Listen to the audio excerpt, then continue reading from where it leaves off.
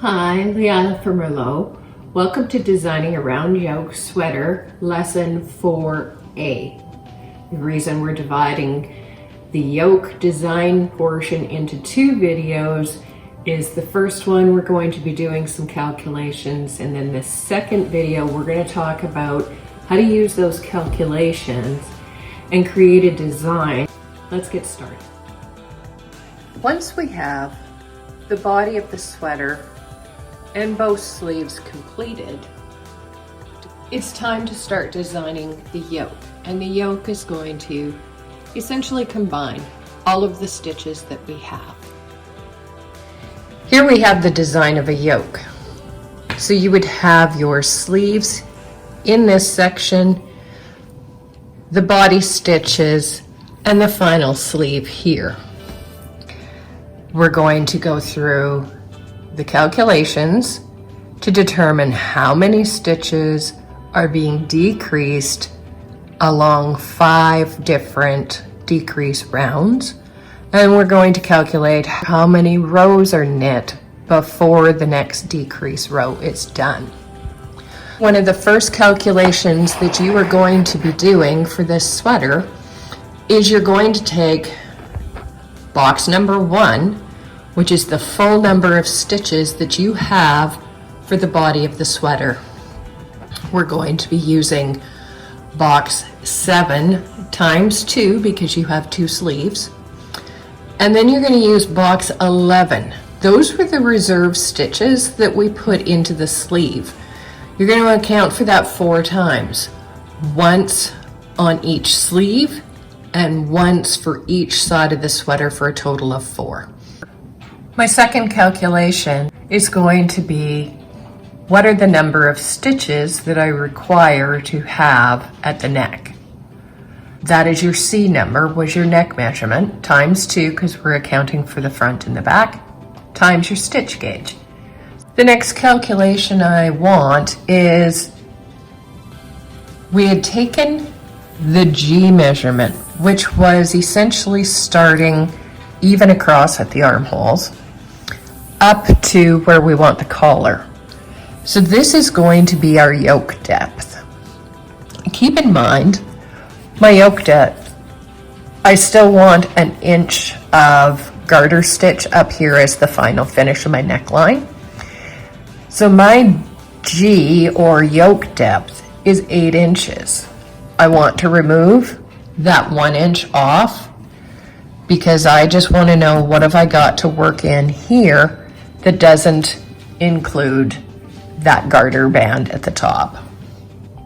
We are now going to move on to calculate how many stitches need to be decreased at various intervals throughout the yoke. Your first decrease round, you're going to want to take 20% of the stitches to decrease from where you started. Started with 352 at the bottom. If I take 20%, that's 70 stitches. Then I'm going to take, what was that number I started with?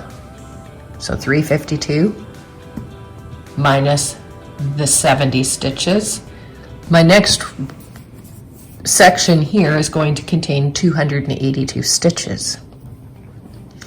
Then I'm going to knit for a bit, and I'm going to remove another 20% of the stitches. Then I'm going to be removing 25%, 25%, and 25%. So if we see in the sample here, that first decrease round, I'm eliminating 70 stitches, leaving me with 282. And on it goes until in that final round, I'm removing the last 32 decreased stitches, and I'm going to have 96 stitches left on the needle at the neckline. Now I know how many stitches I'm decreasing at each of the 5 decrease rounds. The next thing I want to figure out is when will I be doing those decrease rounds? The yoke of a sweater, when we're first knitting, it's going around your shoulders and across your bust line Therefore, the first section of your yoke is going to be the largest section. I'm recommending that the depth of that be 46% of your overall stitch count. In box 14, we calculated what that row count would be. So for myself, mine worked out to 61. So 46% of those 61 rows is going to be 28 rows. The next section is going to be 14% of that overall height. The next section will be 14% again, so that's another 8 rows. And then the last 2 sections will be 10% of the overall row count. If we knit the front and back of our sweater to be absolutely identical in height, we see that it is up in the front and it's down in the back. If you want a proper fitting neckline, it's going to be higher in the back than it is in the front. We can see that if we had a row that came here and then turned around and went back, turned around and come back, well, those are short rows. That's exactly what we're going to be putting into the yoke of our sweater. We want an inch more of rows in the back of the sweater than we do on the front of the sweater. As I don't want my short rows to be super obvious in the sweater, I'm going to do 3 sets down here, which would be 6 rows altogether, and then 2 sets up here, which would add 4 rows up here. That's going to get me the 10 rows that I need to gain an inch of fabric in the back of the sweater.